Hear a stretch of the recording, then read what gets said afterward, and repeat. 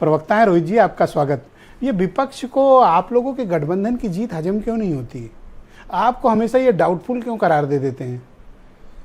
नहीं ब्रिजेश जी, एक बात समझ में कोई नहीं तो वजह होगी। नहीं, ठीक बात है। देखिए ब्रिजेश जी, 2024 में ये एक नारा लेके आए थे, संविधान खतरे में है, और आज ये क्या कर रहे हैं, सारी संवैधानिक संस्थाओं के ऊपर ये आरोप लगा रहे हैं।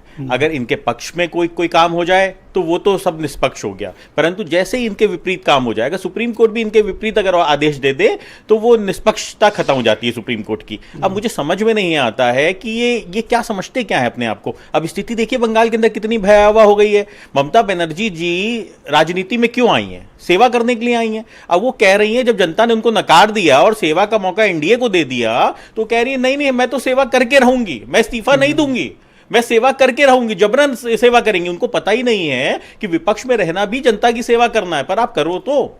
अब ये स्थिति ये है कि ये किसी भी तरीके से जनादेश का अनादर करना चाहते हैं, ये जनादेश को मानना नहीं चाहते हैं। क्योंकि जनादेश के लिए किया क्या है आपने, पहले ये भी तो आपको बताना पड़ेगा। मुझे ब्रिजेश जी बताइए, आप तो बहुत वरिष्ठ पत्रकार हैं और आप तो बहुत अहम मुद्दों पे डिबेट करते हैं। आपने आखिरी बार क्यों बाकी लोग अहम मुद्दों पे नहीं करता है? नहीं, बाकी मीडिया के ऊपर तो कितना संदिग्ध स्थिति है, सब जानते ही हैं। अब मुझे क्यों बीजेपी टाइप आरोप क्यों लगा है? नहीं, मैं आपके ऊपर बीजेपी टाइप आरोप नहीं लगा रहा हूं। मैं आपको जो सच्चाई है वो बोल रहा हूं, जो देश की जनता बोलती है। एक निष्पक्ष पत्रकार हैं आपने आखिरी बार कब पढ़ा था कि अखिलेश यादव सड़कों पे उतरे और उन्होंने जनता के इस मुद्दे को उठाया? आखिरी बार कब आपने ये न्यूज पढ़ी थी? क्या आपको याद है? याद भी नहीं होगा। तो जयंत चौधरी को संघर्ष करते देखा है ना आपने? नहीं देखा। अरे अभी ये बताने लग जाएंगे, हमने तो लाठियां खाई हैं दलित बेटी के लिए। अच्छा, लाठियां नहीं। अरे जयंत चौधरी ने अपनी पीठ पे लाठियां खाई हैं दलित बेटी को संघर्ष, दलित बेटी की बात है ये 2019 की बात है। अभी आपको बताएंगे ऐसा हुआ। हाँ, अभी मैं रुक जाओ सर, आपको बोलो। कांग्रेस वाले बताएंगे अभी आपको क्या किया हमने। तो जो हमारा संघर्ष है, हमारा संघर्ष क्या संघर्ष किया को न्याय दिलाने के लिए हमने लाठियां खाई हैं।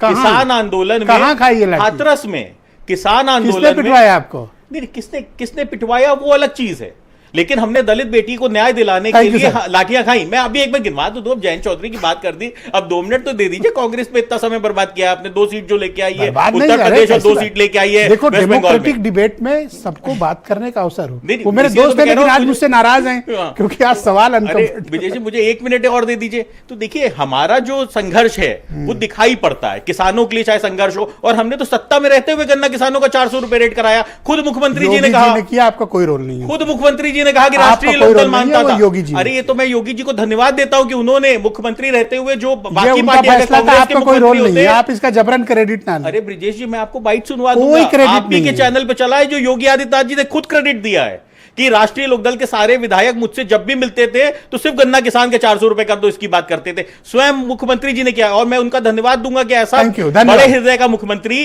कि जिसने अपनी सहयोगी दल को ये कहा कि उन्होंने। थैंक यू, बहुत शुक्रिया आपका। गन्ना किसानों पर मैं अलग से डिबेट करूंगा। जब आप 500 का रेट करा देंगे, मैं इसी डिबेट में एक बढ़िया माला मंगाऊंगा और आपका माल्यार्पण करूंगा। जल्दी कराओ। बहुत शुक्रिया आपका। और गुलाब की माला